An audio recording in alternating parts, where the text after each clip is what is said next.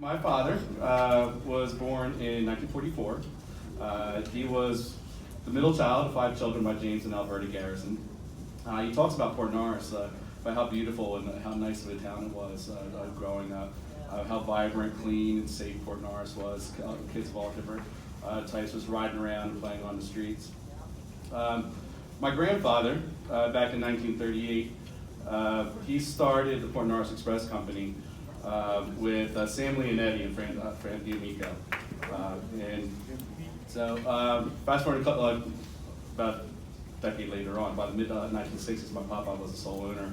And at the same time, Vietnam was going on. So while my dad's other siblings were enlisted in the Air Force and the Army, my dad couldn't because of an eye injury that he incurred from his childhood.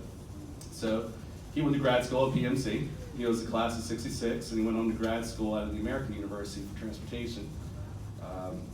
Right around then, he got married in '68, and he almost started teaching, which is, I didn't know that until recently. He almost started teaching business in Bridgeton. Instead, he was deferred due to his father's support in hauling sand for the war effort across the Northeast. So he moved down to Maryland. He worked part-time for the Roadway Express in Maryland. And an interesting story, we get to talk to him later on. He talks about the day when Martin Luther King was shot. So he witnessed from across the way the riots going through the streets, and how Southeast Washington was being burned, getting torched. Roughly after that, that's when he came home to work for his dad, somewhere around 1969. There they hauled sand to foundries across the Northeast, across New England with tanks, flatbeds, dumps, that went to the iron foundries in Baltimore, from Baltimore. Fast forwarding a few years, there's a lot of changes that were happening with the company in the 1980s. My pop-up died in 1980. And at the same time, there was a lot of deregulation laws that went into effect where they started backhauling. So bringing, not only taking products one way, but bringing them back another way. Products like lime, talc, feldspar, etc., which is used to make sand and glass. Hauling the products in both directions gave my dad an opportunity to expand in the mid-1990s. This, I guess you could say, is like the golden age. It's where a lot of things seem to be going well. Everything that they did seemed to be kind of going in positive directions. Then my dad decided to buy 32 new Freightliner trucks in Peterbilt tractors. Something that my grandfather, I don't know if he would have approved of that. He was a big Mack fan, so I didn't get to see he was a faithful Mack truck. But so anyway, at one time, at its peak, the company had over 50 trucks going from New England to Indiana and all the way down to Georgia. Make long story short, internal and external factors cause things to change. The Clean Air Act in the 1990s caused 90% of the factories in New England to close, and that caused a ripple effect. A couple other setbacks caused the company to drop down in size to about 5 trucks.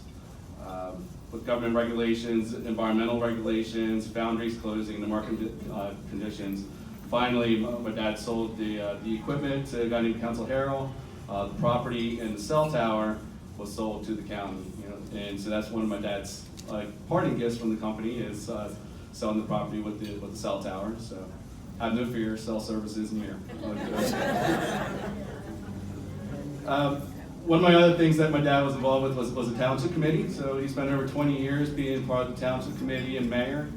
So it's kind of hard to kind of quickly summarize 20 years of politics. I'll try to spare you all the main details. But it was always interesting, constant campaigning, street signs, phone calls, scandals. I would have never guessed that politics would be so interesting in Cumberland County, but it was never ending.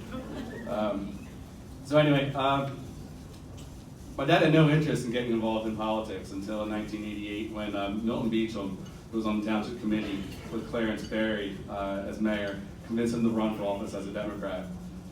For any of you that know my dad personally, knowing that he was once a Democrat might come to a shock. Within 3 months of office, there were calls to go to Trenton because the township was near bankruptcy. There was very little controls in spending.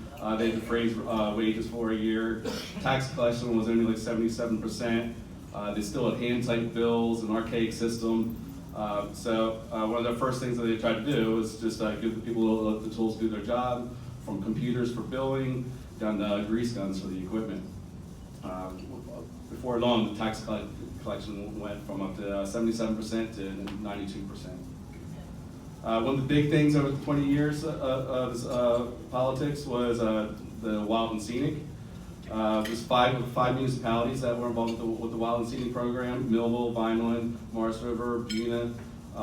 Commercial Township held off for a while. At that time, Barney Hollinger and Ronnie Sutton were all in the committee with him. There was concern with the restrictions and the regulations and how it was going to affect the businesses, and particularly the fishing and the oyster companies. So they fought to get economic benefits and incentives like wastewater treatment programs for seafood processing, even making the region a sales tax incentive zone, and to keep the designation of the Wild and Scenic north of the Morris River Bridge so that the regulations would not affect all the businesses and stuff down in 5L and Port Norris. This is around the time that my dad switched over from Democrat to Republican. They were invited to the White House. It's an interesting story. If you get a chance to talk to my parents about their being escorted through the town, also the problems of, I guess, the safety and the security, where they seemed to pick up my dad, I guess, for switching parties at that time.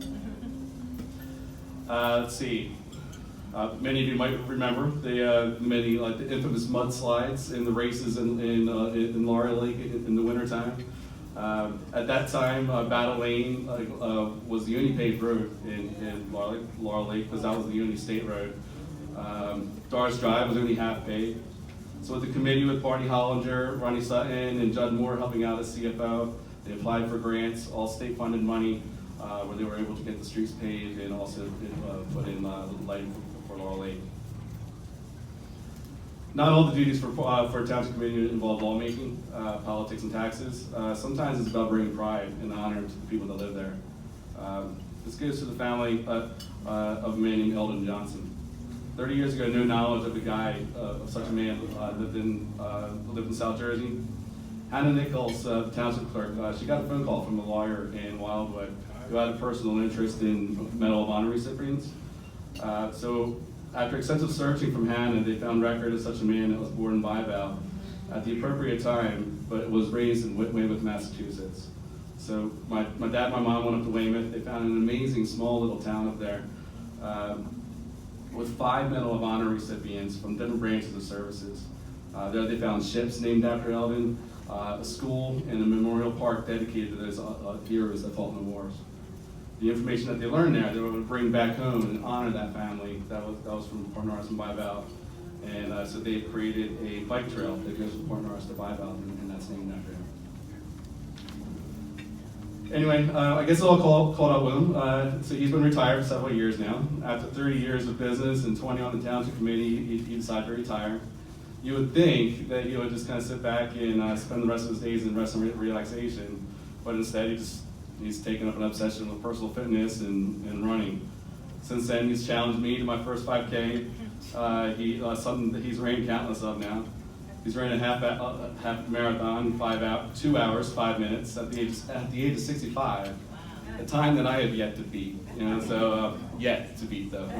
That's coming. He's even started to get his personal trainer's license. And the man just never stops. If he's not out running the trails or out in the yard gardening, you might see him riding around town with his lawnmower and the boat behind his truck as he's mowing lawns for my grandparents or the church or whatnot. Before I wrap up though, my dad wanted to make this clear, this shouldn't be all about him. His successes would not have been without the help of those around him. So there's many people to thank, but this is a short list. So I apologize if I miss anybody. First I want to start off with Aaron Harden and Ricky Lupton. You guys were the most dependable and knowledgeable shopkeepers anyone could ever hope for. They were always there to help, and you can't count how many times that they were there, and that can't be overstated. So thanks, guys. I also appreciate all the dirt that you told me about my family and my